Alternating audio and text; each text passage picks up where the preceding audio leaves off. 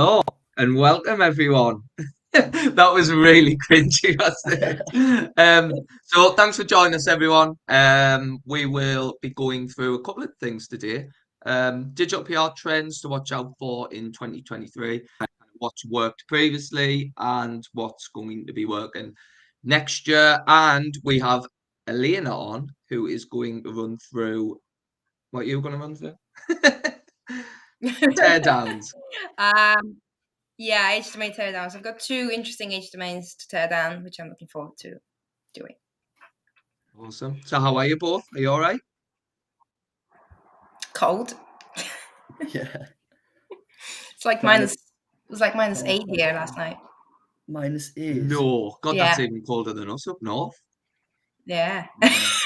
There's still snow and ice here as well. It's been Yeah. snowing here all day actually, but We had like a it's not too blizzard this bad at the minute. I morning, mean, didn't we? yeah, it was really bad this morning, Joe. I think it's like, well, what is it, 3 degrees now? So I might put my shorts on, get the suntan lotion out. It's tropical. Tropical now. What have you been up to this week then? For me, it's been quite chilled actually. Leading up to the Christmas holidays, it's been chilled, but just busy enough to keep me going. But yeah, how about you guys? I imagine very busy with the digital PR service. It's been busy, like, hasn't it? Very busy.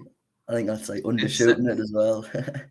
Yeah, I mean, it's been busy, but in a really good way. Like we've had obviously our main job is to build links for our clients, but we've had loads of other stuff happen this week, which is kind of outside what we're meant to be doing, but it's still class for the clients. So like we had one client, you might have seen it yesterday on live TV. He was on live TV twice, talking about the real strikes and how it's affecting his business type of thing. But he was on GB News live last night, and they absolutely threw some real spanners in about like, does he blame the government? Like all of this, which wasn't what we agreed, but he came across really well. So the client's over the moon, but yeah, that's kind of like on top of the digital PR stuff that we've been running around. But it's been good. It's been good. I've got a couple of days off next week, so I'm going to indulge in the festive spirit and probably go to the pub. Gonna say, I still need to do my Christmas shopping. Me, that's this weekend's job. Yeah, I usually wait till like 23rd, and then that's that done. My issue is I just So need someone to wrap presents for us because I just can't do it. come round here, buy us a pint, I'll do it. So we've got here, we've got quite a few people. Luke, Emmanuel, Mark's here. Hello.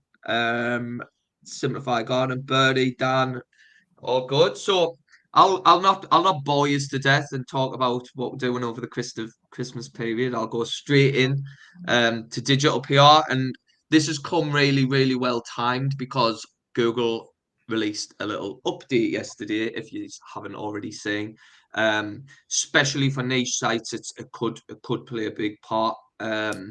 And for brands alike. So we'll cover a few different bits in this and go over the Google update and kind of what that means for you.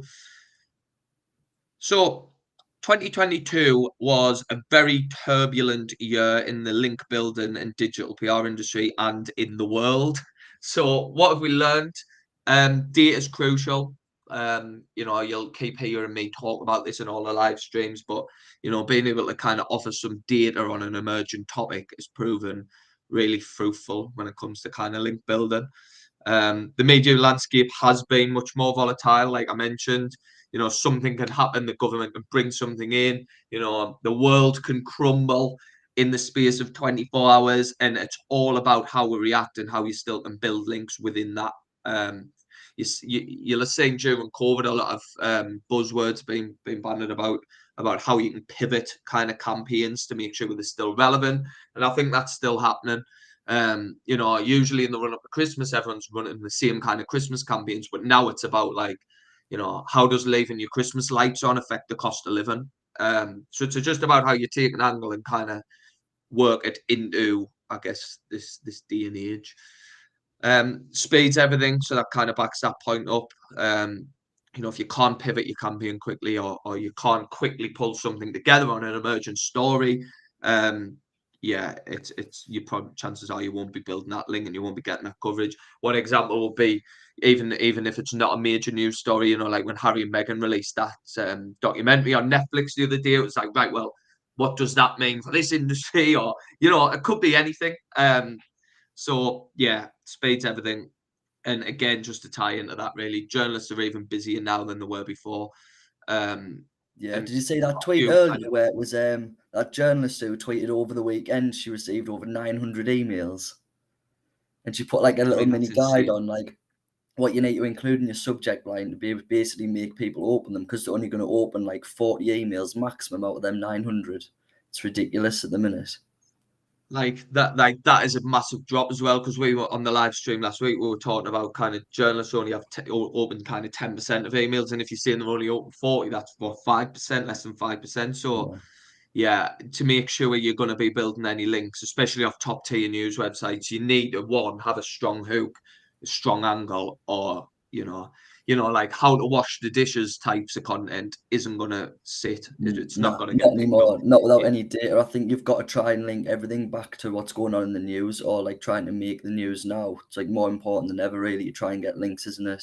Especially on them top tier sites. Yeah, I think even if you're in a niche where kind of you think, well, how does this tie into the news? There's ways you can tie everything into the news. For food clients, straight away we had a feature on the US Sun last week talking about how you can switch out these Christmas, must-haves on your Christmas dinner and save this amount of money by doing so. There's loads of ways you can do it. Everyone is talking about how you can save money here and there. We've got a woodwork client that literally will manage to see how you can, you know, I even forgot what it was, but it was about how you can implement some of them processes to save money on your energy bills.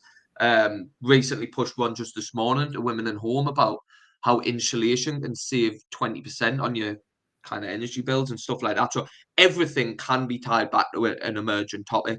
Obviously, there is some topics where it's a little bit tougher, and I would totally avoid to kind of try and jump on. Obviously, the Russia-Ukraine war was one.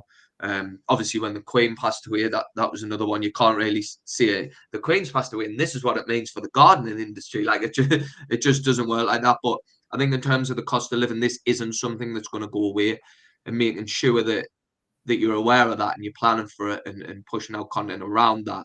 That's going to be massive. People are going to be searching for how can I save money on food bills, on how can switching my Netflix subscription out to another subscription. There's loads of different ways you can do it. So yeah, so that point that Jack's just made, journalists are busy now than they were. And there's a little bit further I've got on it. But what's worked and what hasn't in terms of link building and digital PR? So data assets that sit on sites still proven, really good ways of driving links. They're evergreen pretty much, unless it's kind of a rolling data set. But having something on site and being able to pitch little news hooks out to journalists is proven pretty good. And I think regional journalists are focusing even more on kind of how their city compares to another one more than ever. Jack, would you agree on that?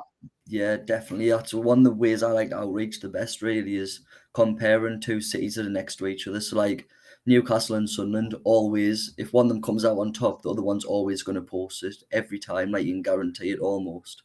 So, you make them comparisons, it's going to work up and down at pretty much every country, really, because everyone's got them rivalries.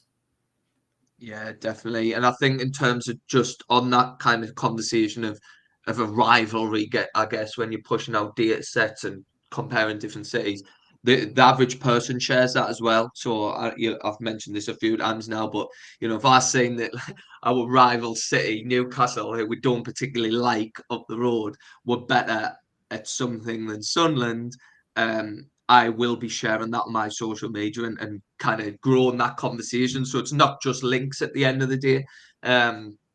So yeah, that data asset's massive. One that's surprised us a little bit, really, I think, surveys. So when digital PR and that type of thing first came around, what, like 5, 6 years ago, probably in its early stages, surveys were massive. Surveying different consumer demographics, whatever it might be. but they kind of went quiet a little bit when everyone started pulling their own data sets together. And, you can kind of gauge consumer behaviors through kind of Google search data, which now is a big part of it. But they made a bit of a comeback. I read a really good report.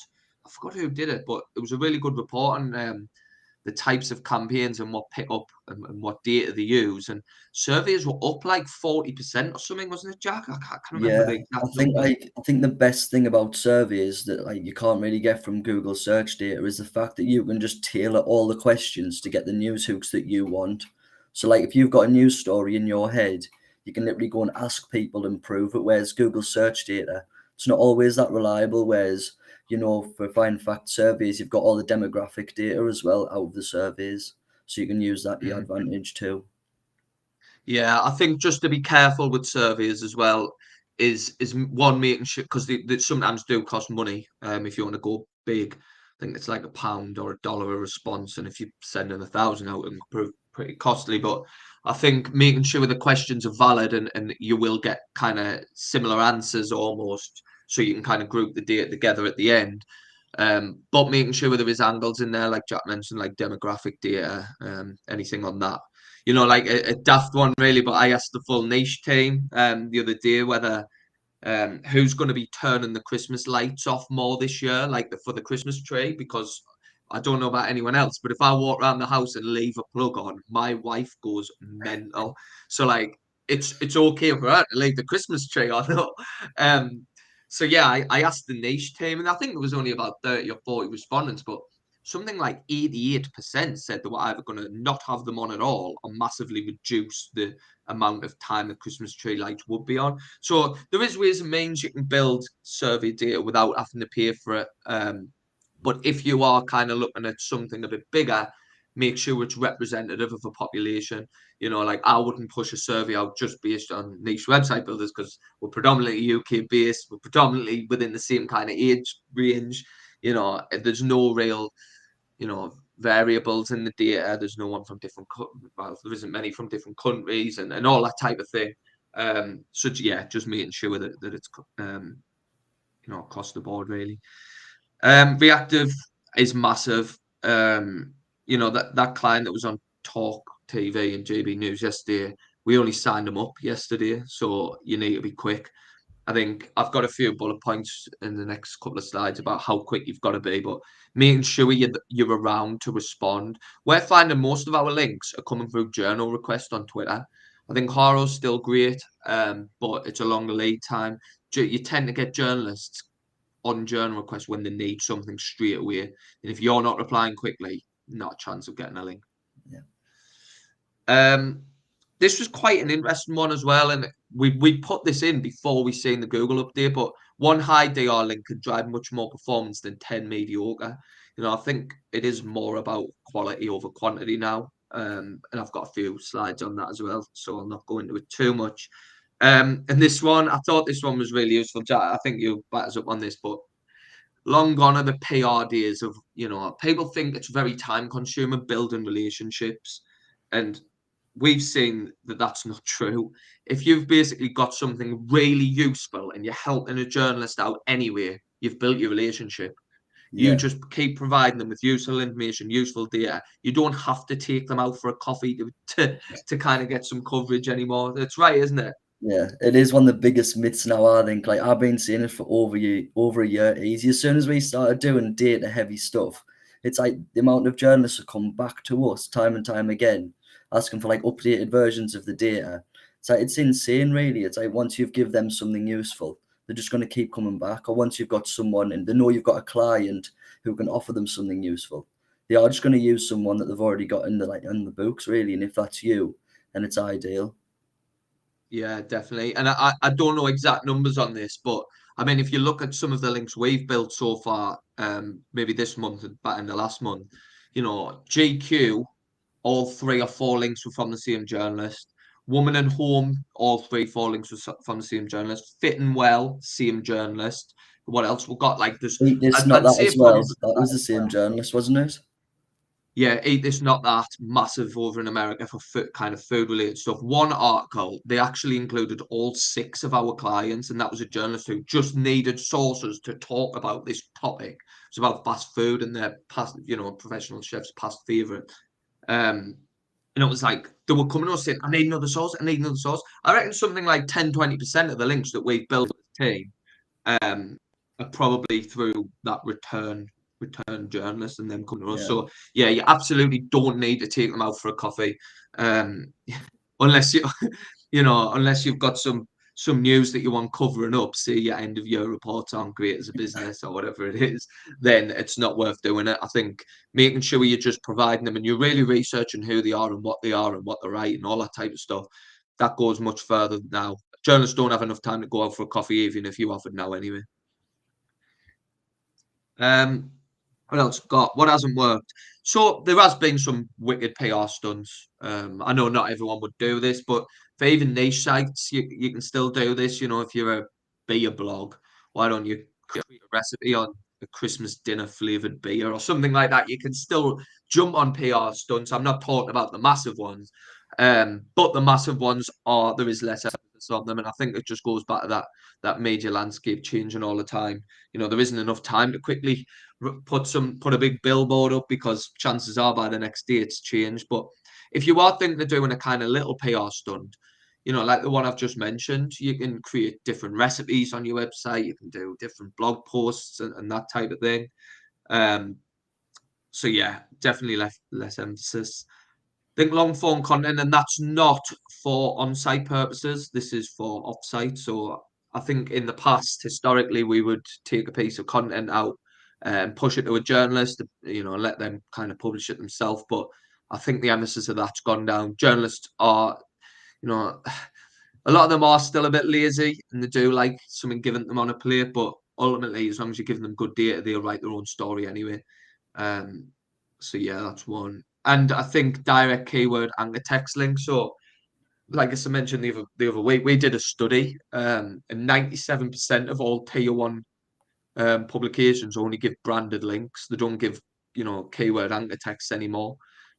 So way you can get around that is by having a data asset. So if the Daily Mail link to jacksbeerblog.com, if the link to a study on there, but you've got internal links through your keywords, you can still get the benefit indirectly. And that's proven a better way of doing it. I think journalists are starting to see straight through it. And I'm not really sure how anchor text links will be viewed in Google's eyes with this update. That's kind of a grey area. But, historically, if you're building keyword anchor text links, it looks a bit sus. Now I've just seen Tony's joined. Hi Tony. Tony's one of our Jack, you work on the Tony project, don't you? Yeah. It's a good Tony, one. you're like the dream client because every time we ask for something, Tony comes back with a massive kind of, in-depth expert comment and it's work and it kind of backs up that point of being reactive. Yeah. What else we've got? Right, so the link update. This is a biggie.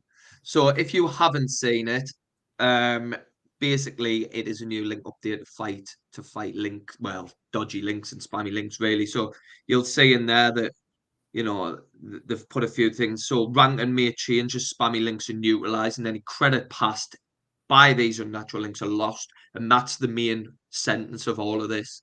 So kind of what does that mean is if you've got a backlink profile that's kind of made up of, not great links, expect potential ranking drops. And you won't get penalized for it. It's not really getting penalized, but it also is in a way that those links that once were counted towards your backlink profile and to your website are effectively could be, it's not kind of determined how long this is going to take to roll out, but could be discounted. And what that's going to do for the ones with a good backlink profile is if you've been building some really good organic links and your competitor hasn't and they're ranking above you, expect that maybe you might pop up a few places in the rankings and also be rewarded for the good practice. But this is an ongoing kind of update. I think we're headed into 2023. There'll probably be even more. They seem to roll them out a lot quicker now. So yeah, Or have you got anything to add on them? I think it's just the emphasis around getting those good quality and relevant links in. You sometimes see a lot of these sites have got a lot of links and they're just kind of like bottom of the barrel, and you can look at them and they do look spammy, but they actually are counting for something because they're getting indexed and things like that. But if all of them get removed, they are gonna just take that, like Google, it seems like they're just gonna take the quality off, yeah, like the ranking for your site. So just it's kind of putting the emphasis on getting those good backlinks into your site, building that good profile. Yeah, don't go chasing the links is effectively, sometimes even me myself, like when I'm looking at clients and I'm thinking, oh, well, the competitor's built an extra 300 links. Yeah, but what are those links like? You can easily go and, go and chase them and make sure you're bridging that gap, but make sure you're doing it the right way, because if not, you could come back and bite you, really. Yeah. So, link building trends for next year, then, just to kind of follow on. Obviously, I've got the Google update on spammy links there, and we've kind of touched on, what you need to be doing. But I guess a couple of other points. So, topical relevance is going to be the key, isn't it? I think that's the way everything's going. And with this update, I think it's even more so.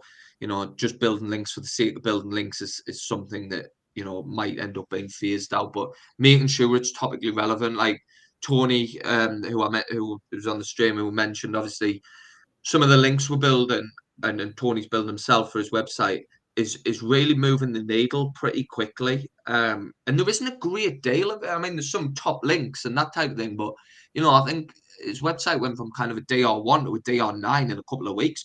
And for my view, it's pretty much because they're topically relevant. And what was strange about it as well is quite a few of the links were no follow, yet it still moved the needle. So I expect to see, maybe towards the end of next year anyway, but if Google are clamping down on spammy links, but they're seeing genuine links still from top sites that's topically relevant, but they are no follow, there's chances there that they might even, I mean, a few years ago they said that no follow was then going to count as a hint, but we haven't really seen the change in that. But potentially think this link update might have something to do with that. So I wouldn't totally disregard no follow links. I think everyone's so focused on building do follows that they think, well, no follows don't do anything, but that doesn't the likes of me clicking that link, even if Google aren't calling it. So there's still a benefit to having them. Yeah, would you agree with that? Definitely. I think that was the thing that surprised me the most about it, because the fact is most of those links that we've built are actually no follow links. And it's like they must count for something if it's moving the needle, do you know what I mean? So it's just like trying to figure out in between all the grey lines what is actually happening in the back end of things, really. Yeah, definitely. I mean, don't get us wrong, do follow still the main goal, and having that data asset on site helps do follow backlink profiles. I think by having data, you are the source, and by Google's all the guidelines, I know they change every other day, but if it's classed as an educational resource or anything like that, then we've earned that link a little bit more. So in theory, it should be a little bit more positive in that Yeah, regard. I Got a still think question. a lot of tier ones just aren't going to give you a do follow link regardless. Like it's their policy, isn't it? But then Definitely. if you are still getting a link, it's still counting for something in my eyes, I think so. Anyway. Yeah, definitely. So someone on Facebook just asked, how about the recent trend using AI generated content? This tool is insane, isn't it? Like we were looking at it the other day.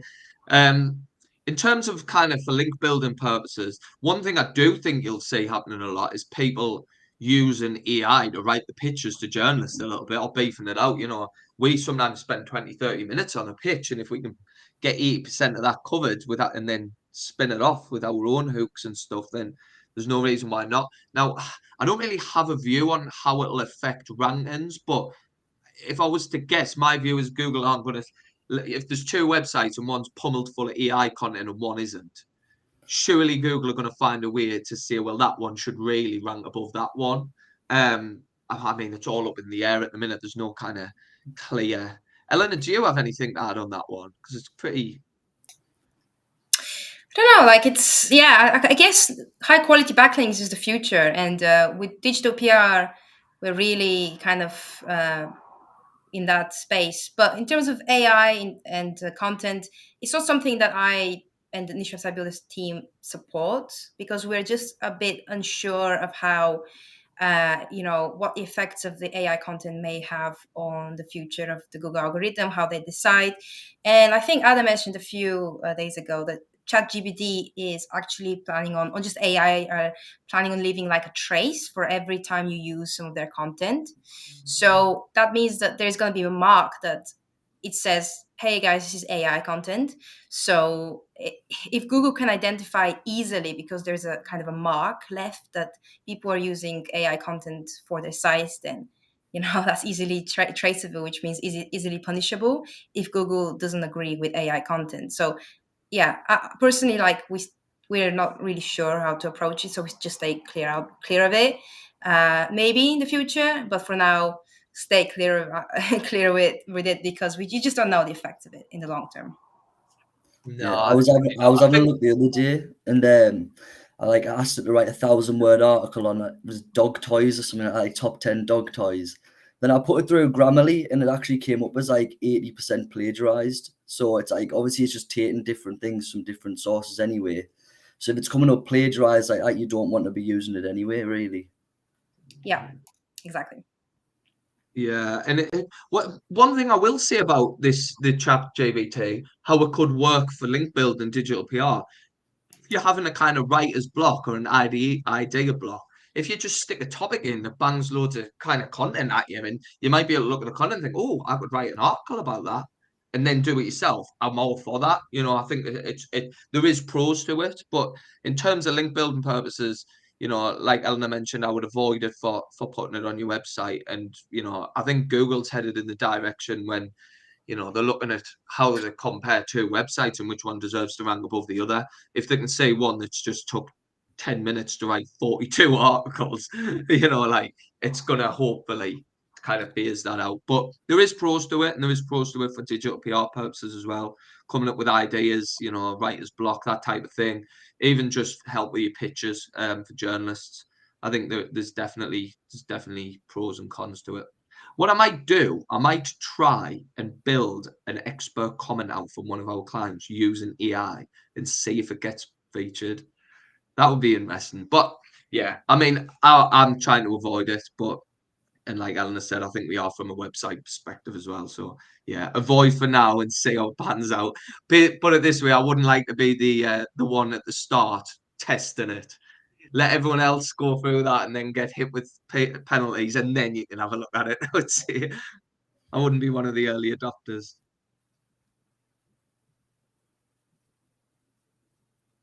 Jacko, do you want to go through these ones?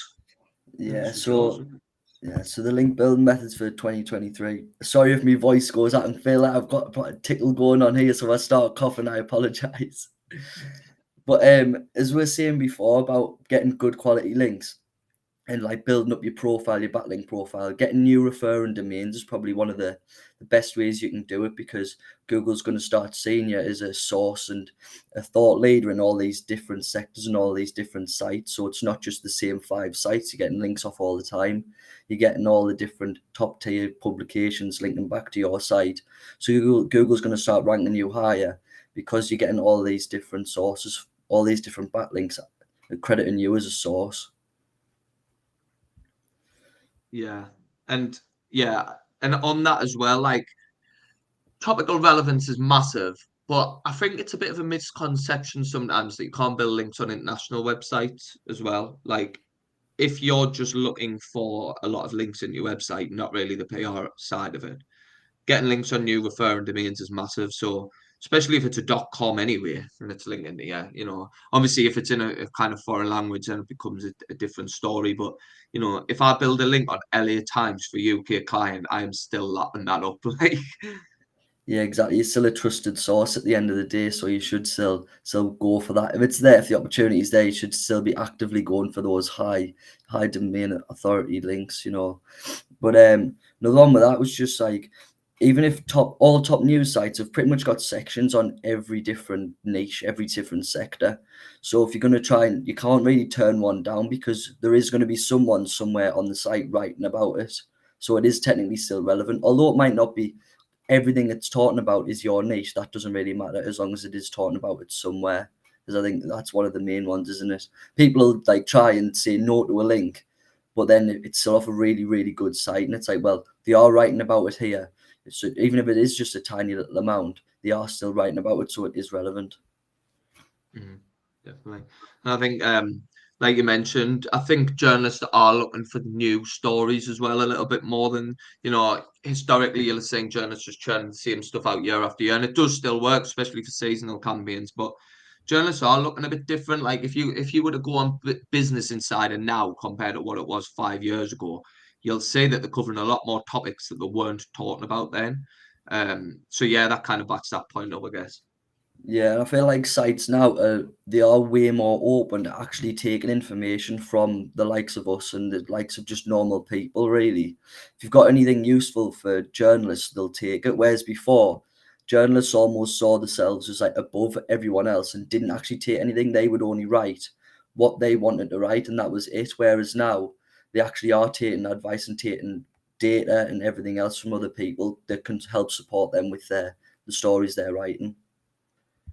Yeah, yeah, I totally agree. I think it is still important to make sure you're giving the journalist some expert advice. I think if you are reaching out to a journalist and you've spotted a story that you'd like to comment on, or whether they've reached out to you and want you to comment, the only thing I would say is you don't have to not sit on the fence. Like, you don't want to be throwing a wild accusation out there. But if you are kind of creating a set on the fence comment about a certain topic, about say the cost of living crisis and how you can switch out different foods, just make sure you back it up with some data as well. So if you search for an article and say like, well, the price of carrots has decreased 30% year on year, like include that as part of your comment, because then it looks like even though you are still sitting on the fence, you're supporting with something that they might not also have. So you don't need to go out there and say stop shopping at Tesco's and go to Lidl.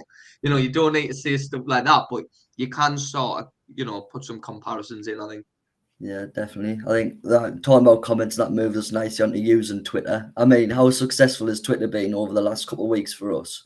It's been invaluable, really. You can't even put into words how good it's been for us. Just using the journal request hashtag, because journalists put on there when it's a last minute, so they'll be like, well, I need something, I need a comment writing up, and I need it this morning. So it just shows the importance of how reactive you do need to be when you're looking for journal requests. And things like journalists kind of turn to Twitter when it's the last gasp effort to try and get some extra information. So you can pretty much guarantee that if the journalist's talking to you, if they're emailing you back, you're going to guarantee getting that link as well, which is also the best thing about it. Sometimes you can outreach some good data, and journalists might say, "Oh, thanks for this," and you might never hear back from them. But on Twitter, you kind of building that relationship straight away, and because they need the information there and then they're going to take it and they're going to use it, and pretty much guaranteed, really. I would say like 97% of journal requests that get replied to, like if you've replied to them and the journalist replies back, I would say result in a link. Would you agree? Yeah, absolutely. And then, like you say, there is a short lead time. There's a couple other things as well that you can use. Like if you are speaking to a journalist, and like Jack mentioned, it is the last resort. So you can almost guarantee the link before you agree to give them comment. Almost sometimes, like when I speak to journalists, I'll always say, yeah, like more than happy to help with that expert comment that you've just tweeted about, but we want a link in return, cited as the source of the comment, and they're like, yeah, no problem. Here's the questions, get it done. But it's really good. Another thing as well is just to help build that relationship. Really, I learned this from my contact that I've got at the Express, but they get kind of targeted almost on how many people are viewing their articles online and all that type of thing. So if you're providing expert comment, make sure you say that we'll share the article on our social channels, whether that be yourself or whether that be even better from your website kind of brand Twitter, saying, oh, thanks, we just got featured in Forbes talking about this, because it can be seen as kind of a nice little addition to a journalist where, oh, well, I've got two people pitching, but they said they'd share it to the brand's Twitter page and stuff like that, which has 10,000 followers. Like, they're going to immediately go with you. So that's another way you can build relationships. Another one would be, once you've sent a journal request, make sure you're following these journalists, because sometimes they'll tweet a request without using the hashtag. So yeah, just build up, basically like you'd build a major list when you go to outreach a campaign for link building purposes. Just follow these people. And one thing I like to do as well is, if I know I'm going to push a big campaign in a day or two time, I'll follow the key journalists beforehand, so that when I go to pitch, they already kind of recognize my name, because it'll have buzzed on the phone that Jake Holyoke started following them 2 days ago, and they think, oh, where's that from? So you can start to kind of pop into their heads a little bit more through social media, because everyone's got it on the phone. So if you've already followed them and then you go to pitch, even if you've engaged with a couple of their articles, or says, oh, like, great article, or liked a couple of tweets, or whatever it might be, obviously non-stalkerish, they are good tweets. That can help as well. Like, I've had replies of journalists saying, "Oh, I've seen you followed us the other day, actually." So it can work. Yeah, definitely agree with that. And then the next one, just digital PR as a whole, being able to build brand and category. Whereas I feel like if you're going for PR, they'll do one. If you're going for SEO, it'll do the other. But digital PR brings it nicely both together, doesn't it? So I just think the importance of especially with this new Google update, the importance of building brand as well as category is so important, because like the top sites are more likely to give you a brand link, whereas the littlest sites, the more spammy ones in Google's eyes, are going to give you the keyword category links. So if all your sites getting is keyword links, exact anchor text, you're probably likely to get penalized compared to when you've got a nice split and a nice varied backlink profile, really. Yeah, and that also taps into that no follow argument as well. If Google can say that the only links you're building are all category and they're all DR80 plus and do follow, they're gonna think, hang on a second, like, what is going on there? So making sure you've got a nice healthy balance between no follow, between higher DRs, still some low DRs. It's still healthy to have them. Especially if you're in a really focused niche, say, I don't know, like engineering or something like that. Some of their websites will only be DR30s, 40s anyway, so that's totally fine. We're not saying don't go for the smaller links. It's just make sure there's a bit more an emphasis on having that natural link profile, I guess. Yeah, definitely. There's a question, someone on Facebook. So, will non-topical press releases lose backlink value? For me, absolutely. One, it should really be topical anyway. But I think kind of press releases as a whole will lose value. I've seen a lot of clients or potential clients coming to us saying, well, I signed up for a press wire service, and they promised us if I put me press release on there, I'll get thousands of links from, Washington Post and Fox News. Don't do it. Like, one, they won't get that result for you. And two, if you actually look at the articles that were getting placed, they look really spammy, like really spammy. I wish I had an example Well, to show they you. all say that either from a newswire or say that they're paid for. So Google immediately discounts them, so they don't give you any SEO value anyway. So it's quite pointless from a digital PR perspective, isn't it? Like you say, some of these PR newswire services reaching out and saying, we can do all that for you and get you in front of all these places, but it'll count for nothing. Sometimes the PR newswire links get removed anyway after a day or two, so they'll give you a lovely shiny report if they do manage it, which is very unlikely. Yeah, I think they'll lose a massive focus. I mean, I've tested a few in the past just out of curiosity and got absolutely nothing back. And like Jack says, they provide absolutely no value. But in terms of non-topical press releases, I guess would have to say the context around it. If you're a garden blog and you're writing about, I don't know, technology, and it's like the tech trends to look out for in 2023, that's not very, unless it's solely focused on garden tech, like, yeah. But I think anything non-topical, never mind a press release, if you were to build a link on a website that wasn't directly related to you, it's going to lose its value. Never mind just lose value, if have any value at all.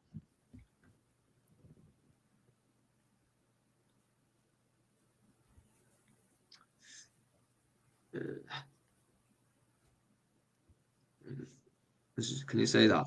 This is your one. You just completely froze there. I was just like, I didn't know whether you were talking or not. I thought it was my internet. Sorry. It's all right. But yeah, ideating, like, well, I'm a massive advocate of rehashing old content. If it's worked before and it's not a seasonal content piece, it'll work again. So like one of my favorite ones that I've done a couple of times is like just the running trends or the healthiest cities index, something like that. When you can re-outreach it pretty much every January and every summer, because you can do the angle of like new year, new me, health trends to do with January, and then something in the summer looking at the getaways. You can always just tweak campaigns, little bits and pieces, so they can just be rehashed. And you don't really have to pull the data again. Or if you do, say if you're doing it yearly, you can just use the exact same sources that you used before. So it's not like you're pulling all the new data and putting loads more time into it. So it saves time for one. And if it's worked before, you kind of know it's going to work again. Yeah, and when we've been taught about kind of other trends for 2023 about being reactive, sometimes you sat on a good campaign that just maybe wasn't the right timing or maybe just needs tweaking. Like instead of doing everything again, have a look back first quickly at what you've done. Like one example for us, Jatto, would be, we've got loads of quotes from clients, or whether we've written them on behalf of the clients before, we just forget about them. Well, we don't, but a lot of people do. Where it's like, well, you've wrote about that topic. So like one today, so the Express give us a link for one of my clients earlier. So I reached out, I was like, oh, thanks, that's great. We actually have a couple more clients in that type of niche industry. Have you got anything else that you're working on? So he replied saying, yeah, it was about like budgeting and how you can save over, New Year, despite there being a cost of living crisis. And straight away, I just rehashed the one that I did 2 months ago for Money Week, rehashed it slightly, give it back to journalists, because it's the same angle. And instead of having to think of, right, what can I write about, chances are you might have already done it, or it might already be on your website, or you might have launched it a year or two ago. Yeah. I think the main thing for us is just trying to keep visibility of knowing what we have written about before. And so you just got to keep tabs on, really. Yeah, definitely. But moving on to reduction in content, I think this is huge. It's like you barely see any actual content pieces getting placed anymore. It's all just data and comments. It's all you see, isn't it? And I think that's probably good, because it is more the journalists are wanting to actually do the jobs now. To put it plainly, it's like they're not as lazy anymore. So they are wanting data. They're wanting to create the news. Really, they're not interested in like top 5 wedding dresses of the last year. They're not interested in things like that anymore. They want to know trends. They want data behind it. They want to know the top 10 best places to get married because of this, and this, because of the weather and all these different things. They want loads of different data points to actually write stories about, really, rather than just regurgitated articles you can find anywhere. Yeah, and if you do look at all the top websites in any niche, you'll see that there's a lot more special, like kind of specialty writers now, where, historically there would just be a big fashion board of editors and journalists where they all just churn it out. But now you'll see kind of denim writers, or like relationship editors, like fintech, like whatever it might be. So if you're pitching, to a fintech editor that has lived and breathed that industry for probably 10, 20 years, and now he's writing about it. If you're pitching 5 things to look out for and it's based on nothing, he's going to absolutely laugh you out of his inbox. That's the easiest way of saying it. Like you wouldn't pitch a how to style jeans editor to a jeans editor. Like it's just common sense. So yeah, and just on that kind of bullet, when we're talking about content placements, that is us writing a full article about a topic and giving it to a journalist. That's not on-site content, which is kind of another conversation, which still does have a valuable place. It's more just pre-packaged content. It does still work, and it will still drive links, but it won't drive you the top tier links. That's what data and reactives for. Yeah, so like your coffee table magazines and things like that, they still take all that. But the actual news sites, they want the news, don't they?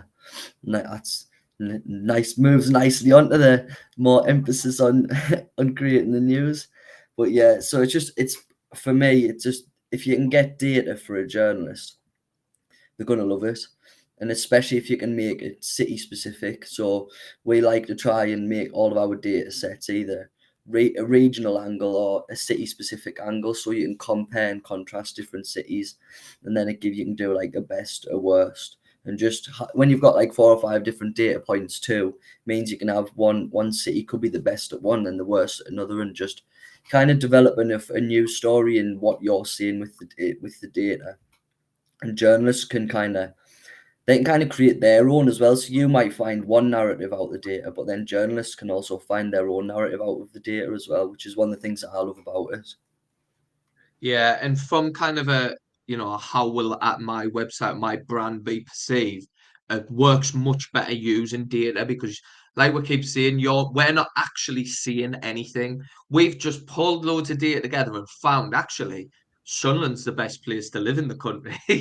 So the journalists is creating the narrative because they're writing everything, and this is really good for any industries or anyone on the live stream here that works in kind of tough industry. So finance, you need to be super careful about what you see to get through regulation. You've got the legal sector, there's quite a few environmental, there's quite a few where you need to be very careful. Personal finance, a really big one, but very careful about what you're seeing and that type of thing. So don't see anything at all. That's the easiest way. Do not see anything at all. Create full data, send it out to journalists and let them come up with it. We're just a source. We're just giving you some data. We're not saying, that Sunderland's the best place to live. We're just saying this is what our data has found. So it's really useful, that. Yeah, definitely. It's just like basically you're going out saying that we've created a study on this, and then you can see the results and you can write the story on it effectively. Yeah, and so me and Jack worked on Puma Europe doing a digital PR campaign, and they didn't actually want to say that they pulled the data. It was the best cities in Europe to run in, and went everywhere. Got about 90 links or something like that. But what we actually did, we went out with a disclaimer at the bottom of the pitch saying, views are not representative of Puma Europe. The data was pulled by a third-party data collection expert. And some of the articles, so like Stylist took the piece and gave us a do follow backlink, like a DR81, I think it is. And they actually put the disclaimer at the bottom. So if you do want to cover yourself a little bit, if the data is a little bit controversial, sometimes running out with the disclaimer is quite good. Yeah.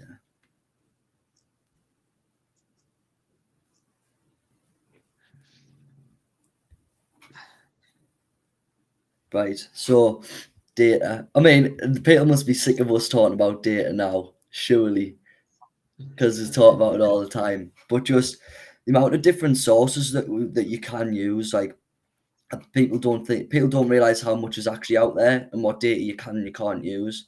So like obviously lots of people know about like Google search data and things like that, but they're quite obvious, and even journalists know how to pull Google search data now.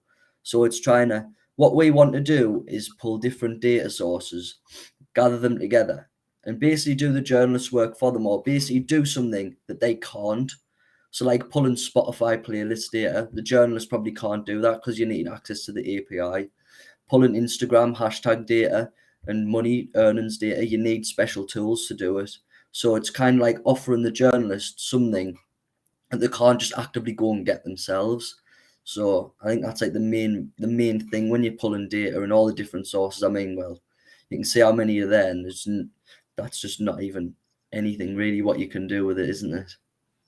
No, and I think like the slide before about just being original, survey data wasn't really good, and then it took a hit, but now it's back. Like, try and think of ones that you haven't gotten. You might just be looking at these logos thinking, well, how do I get data from there? But it's pretty easy. I mean, like if I was to pull a data set for say a food niche one on, I don't know, the best cities for foodies in US, you can go on Just Eat, put each city in, filter it by cuisine, and say, right, there's 8 Chinese restaurants, there's 6 Mexican restaurant, and just build your data out like that. It's quite time consuming, but that's to make sure the journalist doesn't have to do it. So you're effectively doing their work. Instagram, if you want to look for the most Instagrammable, I don't know, beaches, you can just type the beach in and just go on the hashtag, and it'll tell you how many hashtags have been added in association to a picture. So Seaburn Beach, where I live, it's got 100,000 hashtags compared to somewhere down south that's got 70,000. So you can start to plot the data.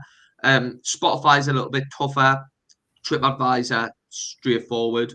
You can go on there and type whatever you want in. If you wanted to type dog-friendly restaurants in US, just filter it. It's got a filter section down the side. Click the city, restaurants, and then add the filter dog-friendly, and it'll give you a list of the 10, 12, wherever it might be. And do that for every city. So there's one. And then I've included a few at the bottom. So Mastodon, ChatGPT, Be Real, and what's that one? Meta. So these are ones where just to keep an eye on them. There might not be anything you can use at the minute on there, but if say if ChatGPT released the top 100 most searched for content types over the past year, if you quickly jump on that and build that out as part of a bigger thing, chances are no one else has done it. So being original, being unique, and being innovative, I guess.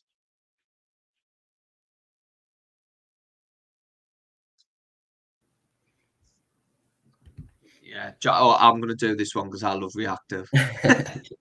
So just being reactive. So I did mention it earlier about, people might say, well, how reactive have you got to be? I work 9 to 5, or, I haven't got enough time to write expert comments.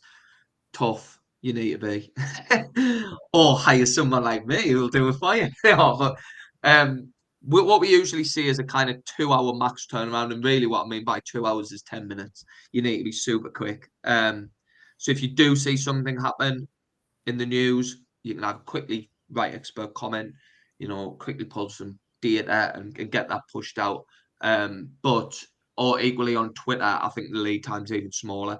If a journalist tweets and I haven't replied to that tweet saying I've got an expert to hand, within 10, 15 minutes, chances are other agencies or the websites will have done it for you. So we've added this as a trend because we actually see the reactive time going down. Journalists are needing something on the spot, and I think it's because the world changes every day now compared to what it did. I don't know what is going to happen tomorrow now, where like 5 years ago you kind of knew that there'd be no major kind of cost of living crisis, energy crisis, whatever it might be, news. So the lead time's getting smaller. So to build links, you need to be quicker, and I think that's the key part here. So there's a couple of ways you can do that and stay on top of it for those that are working 9 to 5 and you don't have enough time. So create a bank of quotes. Now, I know I've just mentioned you don't know what's happening tomorrow, but you do know about key events that's happening in the coming year. You know when the end of financial year reports come out. You know when the tax returns have got to be in. You know when there's big industry events, like if you're environmental, you know when COP26, 27, whatever it's called, is happening. You knew the World Cup was happening. You know key stages. So at the start, when you decide, right, plan for the year, see what you can do, so that when something does happen, you might already have half of it in a bank of, like a bank of quotes somewhere. We always do this at the start of the campaign. So if a journalist does say, right, I want to speak to recruitment companies about hybrid working's been here for 2 years, so we've already got a comment prepped, and we're going to be beating everyone else to that to make sure we get that link because it's something we considered at the start of the campaign. So definitely creating a bank of quotes on emerging and planned topics. So yeah, I mean, every industry has its own days. If you go on days of the year, it'll tell you it's National Camel Day or something, whatever it might be today. But you can plot that for a year, as well as the kind of key things, as the general elections, that certain kind of programs might be being released. Like I'm a Celeb comes out every year. Celebrity Big Brother's happening this year. There's ways and means. Like, are you a housing client? Could you comment on how much it would cost to renovate your house to look like the Big Brother house? Like there's super quick ways you can think of expert comments and ideas at the start of a campaign. So that's a really good one. And then the second one's just leveraging the contact. So what I tend to do is I reach back out at every single journalist that gives us a link. So I reach back out to them when they've given me one. But then I'll reach back out in a couple of weeks' time. But don't just stop there. Like keep checking what they're writing about. So like one for example was Maddie from fitandwell.com. So she wrote an article for us and included Tony, who's on the live stream. And I just reached back out saying, Maddie, are you working on anything else? Because I'd spotted you'd wrote one last week that we could have actually helped with if you were desperate. She was like, yes, I need this. So definitely leverage the contacts, but don't wine and dine them. Just make sure that you're giving them something useful and keep reverting back. because relationships with journalists and editors is still going to be important, but yeah, and it doesn't take time.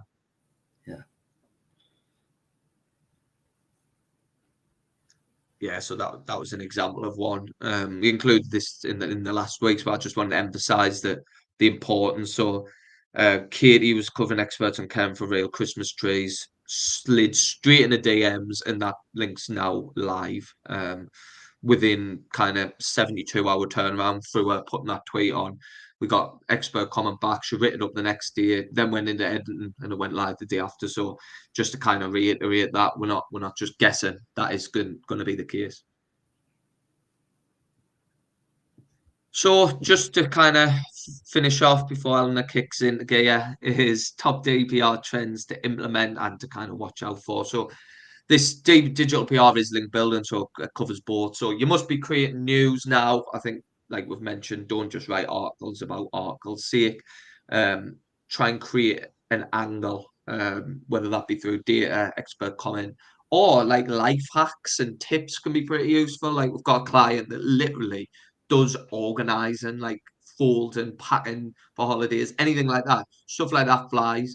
But try and make it relatable to the average person if you can. Because that's what they want at the minute. Must have reputable source of data if you are doing a data asset. You know, if you're pulling stuff off, sometimes Wikipedia can be frowned on, or anything what you can live edit isn't really going to be reputable. So use reputable data like the ones we've mentioned. Must be super quick, as I keep banging on about. And then I guess the other two is you must be aiming for top tier links. When I mean top tier, I don't just mean high DR. I just mean topically relevant, you know, really good, strong links. They don't have to be massive. They don't have to be do follow. Just making sure that you're considering that kind of natural link profile, and kind of you must drop them all the black hat methods of kind of, you know, directory listings and stuff like that, unless you're doing a local campaign. But there is a lot of older black hat methods that, you know, link insertion can potentially backfire a little bit. But yeah, just the main thing is for next year, focus on creating news, be reactive, and make sure everything you do is tied back to that natural link profile. Because if it's not, this Google update could hit you pretty hard. Yeah. So that's all. Has anyone listening in got any questions they want to fire at us? I'll give them a minute or two while I do a little plug to where have I got it? Firstly, to like and subscribe, because me, Jack, and Ellen are going to be on many more of these live streams headed into the new year. Seems like Adam and Mark have just left it up to us now.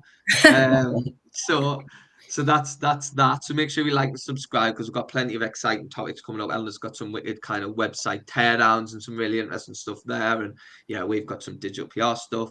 And really shameless plug is we are doing digital PR. If you do want to make sure you stay on the right side of Google's guidelines, and you're not sure how to do it, you can either drop me a message, or if you click that link, that'll take you through our digital PR service, which is absolutely flying. So doesn't look like there's any questions. So Eleanor, do you want to run on your bit? Sure, yeah. So the first domain I want to start with is One Mind, One Energy. Now, the name is really, really, really good, and the niche is even better than the name. It's spirituality.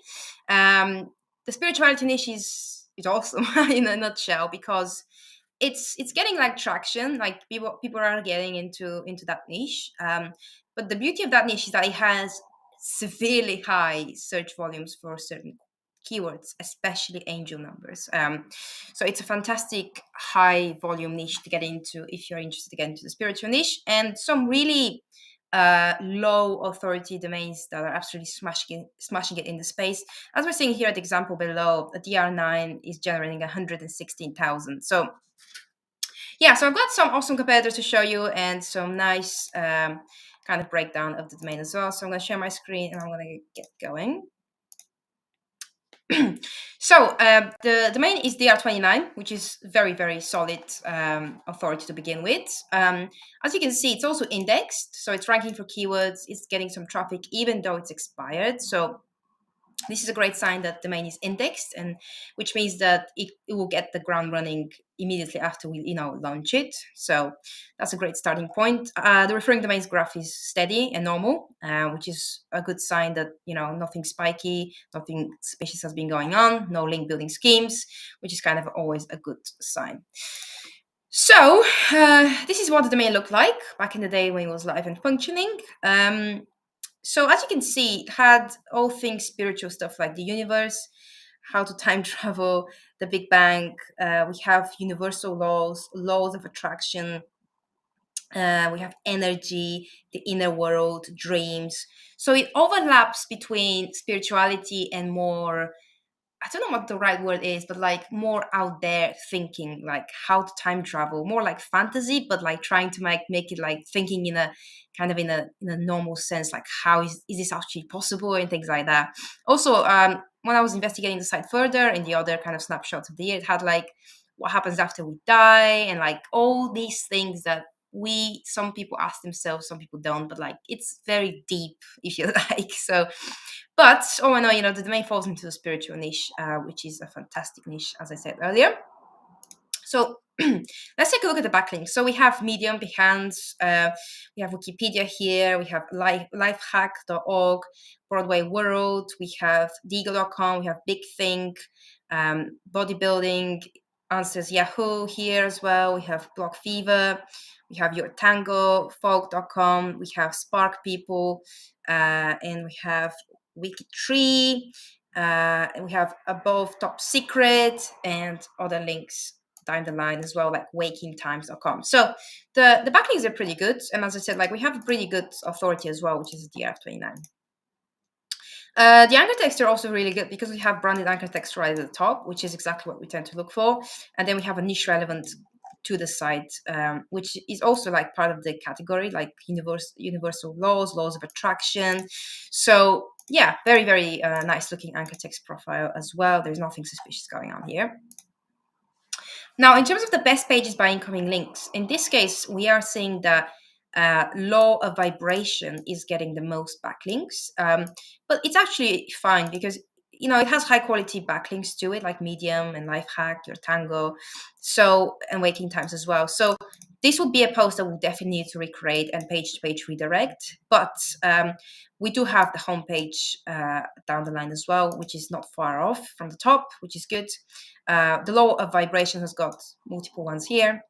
And down the line, we have universal laws. So again, something we may need to recreate and redirect. And there are more pages down the line. So some cleanup would be required, but nothing too excessive. And if you think about it, like power of thought here, where is it?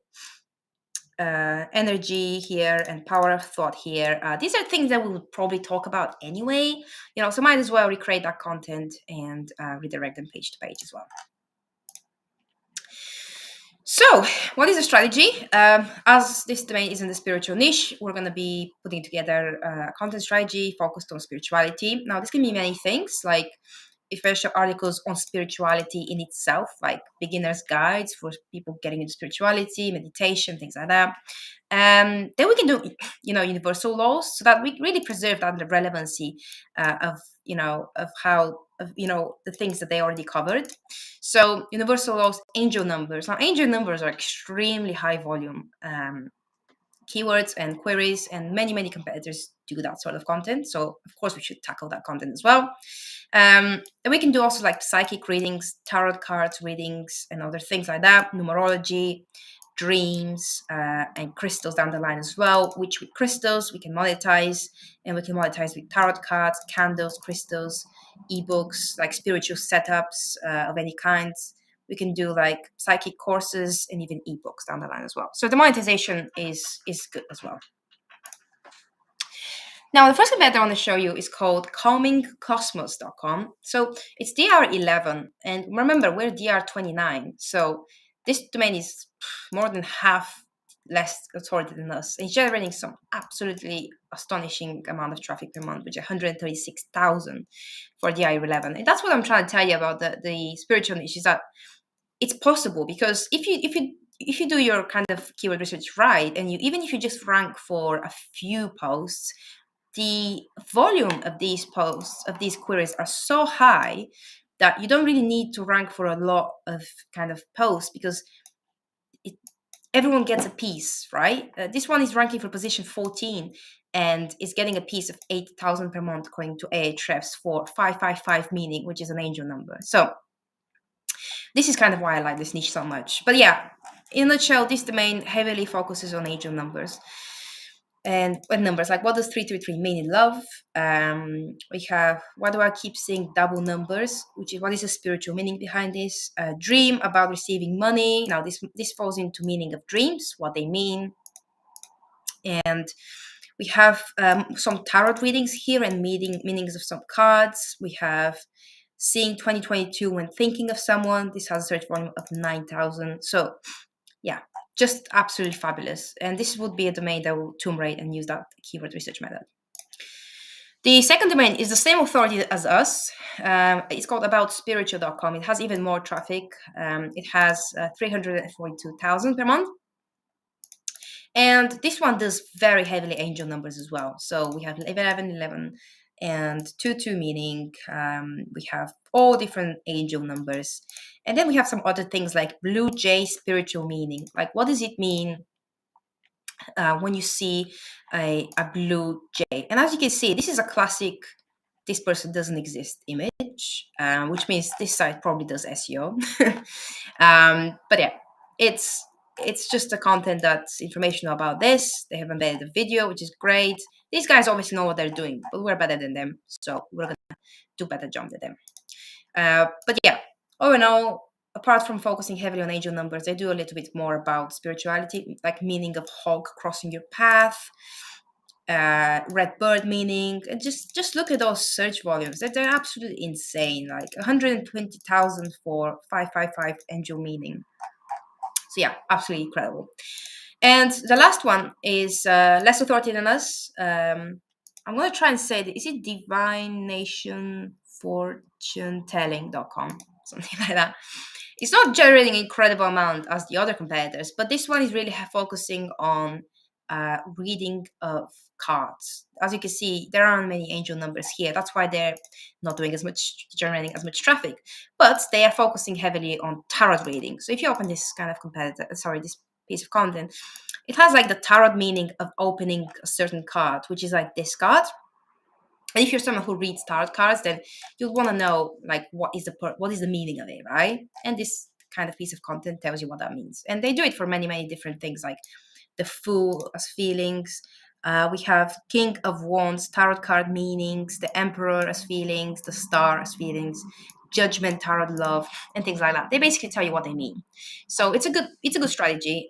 So if we mix them all and like do a mixture of angel numbers, spirituality, dreams, and tarot reading and meaning of certain tarot cards, we're in for a winner. So a great domain with a pretty good name, to be honest. One Mind, One Energy, I think is a great domain name. Some established authority, and as some competitors here are showing, it has a huge potential. Okay, so I'm gonna head on to the next domain that I want to show you, and it's called Surger Pepper, and it's sewing and crafting niche. It's 9 years old, and it's DR30, so great authority as well. And it has 576 referring domains. So I'm going to share my screen again, and we're going to take a look. Okay, so this domain was run by this lady called Irene, and she owned Surger Pepper. But this domain is really interesting because it's not a classic blogging domain where she shared her passion for sewing and crafts and etc. She also had an e-commerce store, which is very interesting because what she sold, sorry, I don't know why the screen is black like that, but what she sold was very interesting thing. So if you want to sew something, like you can buy like a PDF sewing pattern, and it has like step-by-step kind of stuff for you to sew whatever you want to sew. So it's really interesting monetization, idea where you can buy kind of patterns. And sometimes when I've looked other stuff that she used to sell were like schoolgirl uniforms, where you can sew them yourself. So you get all the products, you get the step-by-steps, and you can sew them yourself. So interesting. So that is why I don't think she's like a traditional blogger. She had an e-commerce here, so selling very interesting stuff. Now, although she's in the crafting space, she is very heavily focused on the sewing side of the crafting. So we can focus primarily on the crafting, on the sewing part of things, but crafting in general could be something we could do as well down the line. But to preserve the relevancy, we should do sewing as much as possible. So as I said, the domain is DR30, and it has 568 referring domains. And what I want to note here is that at its highest, at its peak in 29th of June 2018, the domain was generating 18,000 per month, according to Ahrefs. So the domain was pretty successful, especially as an e-commerce site. This person was making good amount of money, because if 18,000, people, if you like, via using Ahrefs metrics and the kind of stats, this is a lot of people going to your site, which is likely that a lot of those converted and buying her stuff and buying her patterns and buying her instructions, which is great. So if historically this domain used to get so much traffic, this kind of reassures us that we can potentially get so much traffic as well. And the good news is also that the domain is ranking for 6 keywords, which means the domain is also indexed. So let's take a look. As you can see, the homepage is indexed. The homepage is indexed and have flat blocking as well, which is kind of the homepage as well, which is a great sign as well. Now let's take a look at the referring domains. Of course, she has Pinterest, which you'd be foolish not to use Pinterest if you have like a visual and crafting niche like that. You have to utilize Pinterest, and this person has utilized it, and we're seeing a backlink from Pinterest. We have Etsy, as I said, like she sold things, so it makes sense for her to have like a backlink from Etsy as well. We have Wikipedia, Pinterest.co.uk, Pinterest Australia, Pinterest Italy, we have Block Loving, Pinterest Japan. We have loads of different Pinterest because she used to share a lot, so some of them ranked in different countries. We have Home Talk, we have Craftsy, which is a fantastic news relevant backlink as well. Happy Hooligans. It's always autumn. Cities, site this home. Howdoesshe.com. Makeitloveit.com as well is a very good backlink as well as craftbookgossip.com. So good backlinks with a mix of niche relevant as well and a lot of Pinterest. So that's good. The anchor text profile is very good as well, just like the last one. We have branded anchor text right at the top, so that's brilliant, and nothing negative here to report that that shouldn't be here. Now, if you're wondering why does it have these things, now some domains will get those, but these have been investigated and it's totally fine related, especially when they're getting really like low amount. If this kind of Asian kind of anchor text was getting like 19 or 12, even 8. Backlinks pointed to it, then there might be something dodgy going on. But ultimately, they're getting very little, and these were investigated, and that's totally fine as well. In this case, we're seeing that the best pages by incoming links are pointed towards the homepage, which is great. So there won't really be a big cleanup required, although we're seeing here sewing tools, notions.html, which is something potentially we need to recreate. We have a shop, which we may need to skip in this case, unless the person who is interested in the domain wants to really set up an e-commerce store as well. So in that case, then yes. We have free patterns for dresses, something again we can consider. We can do a listicle, like 10 of the best free patterns for dresses or something like that. We have top beginners sewing tips, again something we can do as well. So there will be some cleanup required, but nothing too much. Now, as I said, like the domain isn't a crafting niche, but it's very heavily focused on sewing. So we need to make sure that we preserve that relevancy as much as possible. So what we need to do first is do as much content as possible on to do with sewing, and we can tackle crocheting as well. We can do step-by-step guides, we can do listicles, we can do beginners guides and all these things as well. Like listicle would be an example of 10 scarf ideas that you can sew or crochet, then internally link these to step-by-step guides or vice versa. So there's opportunity for a good internal linking structure as well. And we can do content around patterns as well. Now, the beauty of the crafting niche is that often you need to, if you have an idea, like let's say you want to sew like a skirt or something, you may need to buy certain fabrics and certain like things, to achieve what you want to achieve, right? And these aren't really usually things that are around your house. So this is where it's a great opportunity to monetize for things that you want to create, you want to sew. And so with crafting, especially when we delve into the crafting kind of space more in general, like building a table, or like building a kind of a lamp, or like a bedside lamp or something like that. That will require more furniture, if you like more equipment, more things that we need to find out and stuff like that. So there is room for monetization, so that's already fine. The first competitor I want to show you is App Crafty. They are 26, generating 82,000 per month, according to Ahrefs. These guys do a lot of dye patterns, but they also do things like knitting machines, which is good. They also do like mouse ears and like DIY light up mouse ears. Now this is good content that we can explore, down the line when we decide to like go into the more I don't know why this is not loading. When we decide to go more into some more like general crafting ideas. For example, let's say you've sold some sweatshirts and then you want to dye them. Like we can again interlink these types of things, like how to make buttons for your shirt or whatever, which is also a good interesting piece of content. Like DIY light up Minnie Mouse ears. This is cute. It's a cute project for you to do it with your kids and things like that. So it's crafting, DIY, which is interesting. So let's see if this opens. Well, this site is so slow. Like how to make buttons. That's cute. Ew, David. But yeah, it's fun. And as you can see, they're trying to monetize with Amazon, with things that you can buy that you will need to make those buttons, right? And this was what I was talking about in terms of like how you can monetize, because you need to buy certain things to achieve X, right? So this is how we can monetize very nicely. But yeah, this is kind of a more broad domain, doing multiple different DIY crafting things that we can explore down the line. The next example is sewing machine fun.com. They are 27 and is generating 129 according to Ahrefs. So that's good. And this one is more focused on affiliate side of things. Now, I want to highlight that because this domain is heavily focused on affiliate content and generating 123,000, this domain is making absolute bank, because sewing machines are also not cheap, although they have suggested cheap sewing machines. It's a classic affiliate content where you see 10 of the best cheap sewing machines that aren't junk.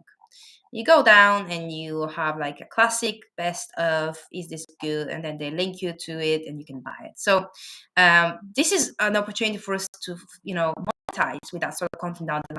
Of course, we're not going to 100%. We need to make sure that the commercial to informational pieces of content is right. We don't want too much commercial content, but this one is giving us ideas of how to monetize down the line after we have gained some traffic. But they also do like things that are more informational, like where to buy cheap fabric. It's more informational slash commercial, I suppose. And these are like fabric for things that you need for to solve different things. But they heavily focused on machines and like ways to monetize and affiliate content. So best embroidery machine, sewing machine for quilting and embroidery and things like that. So how much is this machine? Cheap machines here. We have fabric cutting machines. So yeah, this is kind of basically giving us an opportunity and ideas to monetize down the line as well. And this summarizes the H domains teardowns. That was really interesting, Eleanor. You know what, right, as well? The star sign astrologist, Jack, I bet you were thinking the same here, is a dream for building links. Like, absolutely ridiculous. Like, Yeah. you'll even actually see other digital PR agencies saying, I need a star sign expert to comment on one of these stories that's going out, because there's such a lack of them that's willing to comment. So we used to use an astrologist expert for some of our campaigns to kind of help strengthen the content that we're writing.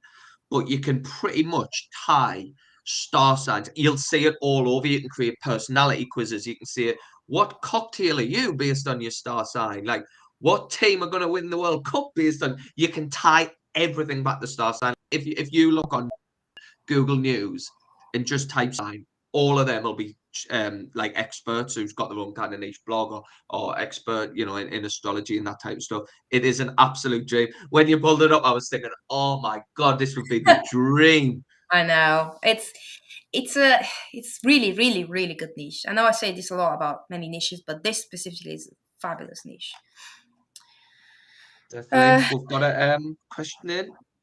I don't know about PBNs. Like, I don't really want to comment on this because we don't really use age domains for PBNs.